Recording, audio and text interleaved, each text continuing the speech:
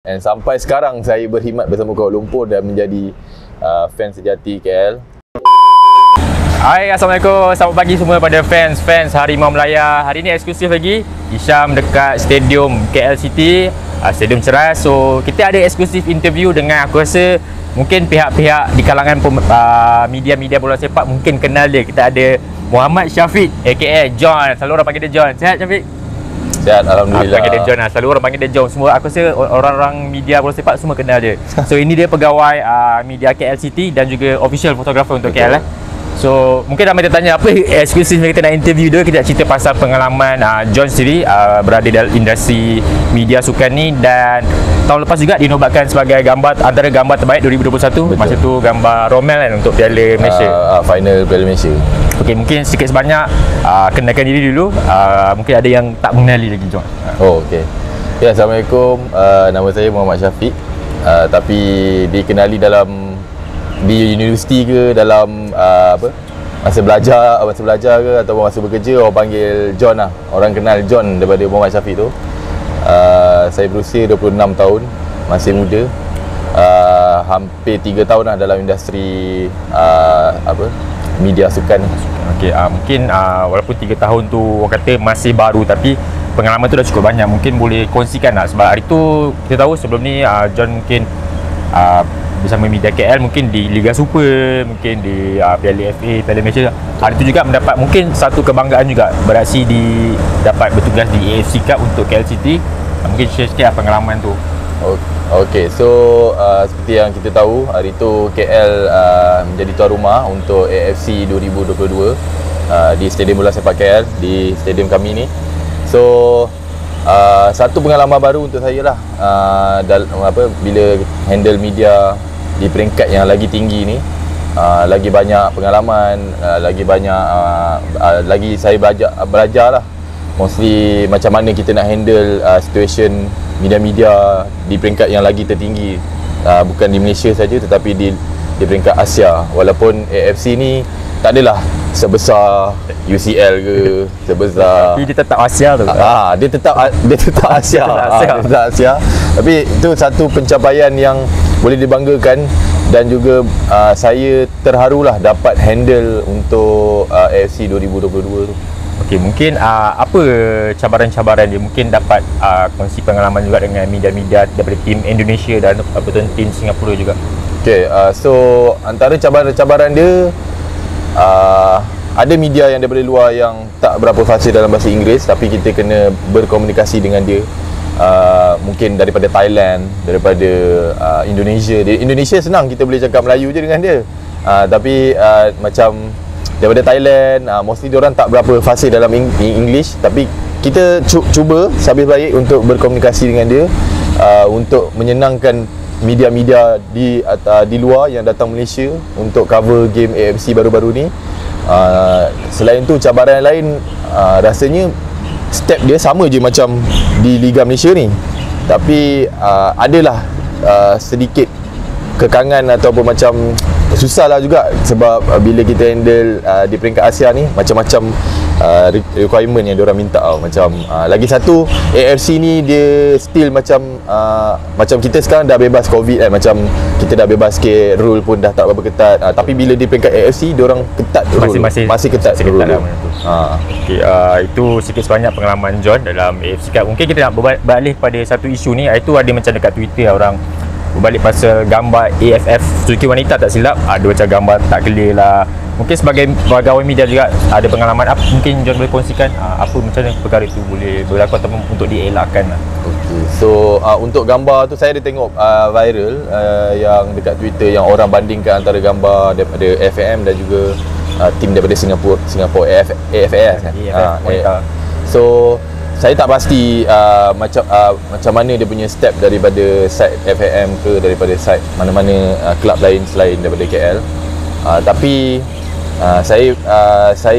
cadangan saya untuk sesebuah pasukan, kita hantar, bila kita hantar satu tim media yang okey, yang proper untuk sesebuah event ataupun sesebuah kejohanan yang besar, akan menjadikan akan bagi player tu lagi boost lah dia punya moral, dia punya semangat, dia punya gameplay bila dia dapat ada gambar dia. And bila kita sebagai contoh fotografer, saya sebagai seorang fotografer, bila kita ambil gambar player, pemain, so gambar-gambar tu diorang akan simpan untuk kenangan tau.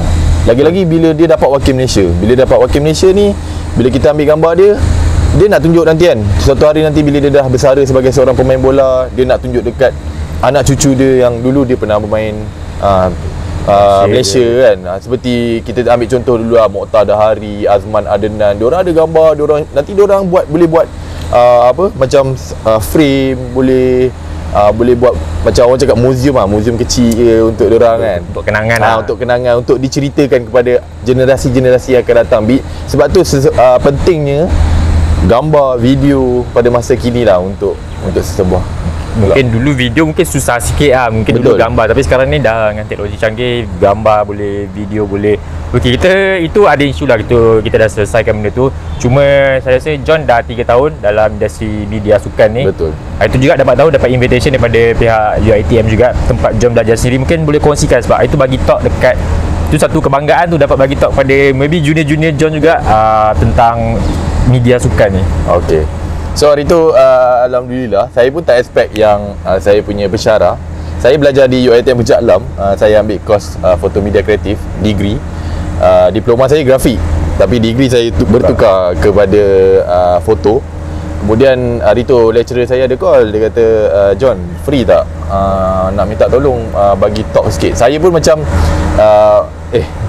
saya tak berapa, kira kalau nak ikutkan 3 tahun tu masih baru nak berjinak-jinak lagi dalam ni. Ramai lagi fotografer kat luar sana yang dah lama tau, dah ada 20 tahun, ada 15 tahun, ada 10 tahun ada. Tapi hari tu lecturer saya panggil, dia panggil saya untuk buat talk. So saya pergi je lah sebab nak bagi kata-kata semangat.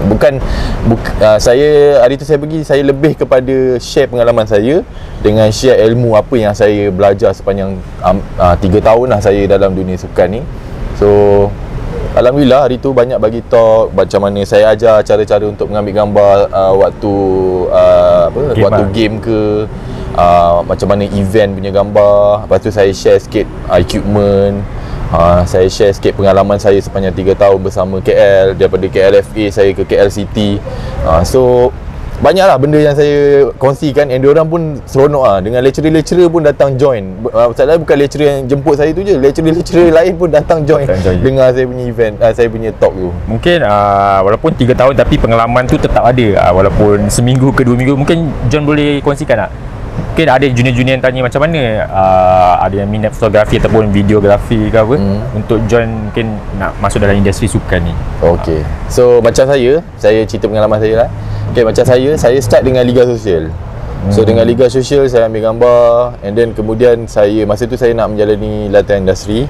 Saya cari kelab-kelab di Malaysia lah, and saya apply dekat dengan rumah saya lah, antaranya KL, Selangor.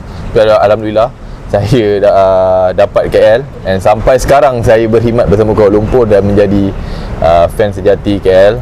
So sampai mati KL lah kan. Kita bekerja. So untuk adik-adik sana kat luar sana, kalau berminat untuk apa orang cakap nak join media-media ni, start daripada bawah, cari je apa-apa event untuk ambil gambar. Tak kisahlah, tak semestinya sukan lah. Tak semestinya sukan, event-event macam press conference ke, kalau ni datang je, ambil je dulu, asah bakat daripada situ, and then buat portfolio. Bila ada portfolio yang okey, baru try apply media-media luar. Okey, mungkin last soalan, mungkin untuk dorongan mungkin budak-budak yang baru nak mencuri bidang ni, adakah perlu minat, kena ada minat juga, ataupun mungkin diorang saja nak try, macam mana tu perbezaan dia? Maksudnya? Perlu ada minat ke? Okey. Apa yang ni cakap betul. Untuk kita nak buat sesuatu, kita kena ada minat. Macam saya passion dalam football. Saya memang minat bola daripada kecil. Saya tengok EPL, Liga Malaysia, semua saya tengok. So bila kita ada passion, macam saya dulu in graphic design pun saya buat design pasal bola. And then bila saya masuk foto, saya fikir macam masa tu saya tak fikir lagi dalam foto sukan, tapi saya fikir macam apa benda yang boleh buat saya macam puas masa saya ambil gambar. Saya pernah buat produk, saya pernah buat model, saya pernah shoot semua, tapi saya rasa tak puas. Tak ada feel. Sampailah lecturer saya, ada seorang lecturer saya, nama dia Fadli, Sir Fadli. Dia lah yang banyak memberi dorongan pada saya. Dia cakap, awak pergi event ni, awak try shoot sukan ni. Saya shoot. Bila saya shoot, masa tu saya tak ada equipment yang power pun, tapi bila saya shoot, saya rasa macam best ni, rasa macam so bila ada satu passion yang tinggi, insyaAllah dengan apa benda yang awak minat, awak ada passion, insyaAllah awak boleh buat nama awak daripada apa yang awak minat tu. Ya, betul. Apa-apa nak buat pun sebenarnya bermula daripada minat juga untuk korang. So terima kasih John sudi luangkan masa share pengalaman. Mungkin adik-adik kat luar sana yang baru habis SPM ke, nak pilih UPU ke, nak study apa, pilih berdasarkan minat dulu. Tak kisahlah kau minat fotografi ke apa, yang penting minat tu dulu. InsyaAllah benda tu bila ada minat, ada feel, baru rasa orang kata apa, kepuasan lah untuk diri kita, bukan semata-mata untuk kerja saja. Terima kasih John sekali lagi sudi keluar masa. Untuk korang semua, jangan lupa support Harimau Melaya, subscribe YouTube channel kami, follow semua social media kami. Banyak lagi konten-konten yang menarik kita sediakan untuk anda, eksklusif interview bersama player lah, macam-macam kelab lagi kita ada. M3, Liga Premier, Liga Super, semua kita ada. Kita jumpa lagi. Ciao guys.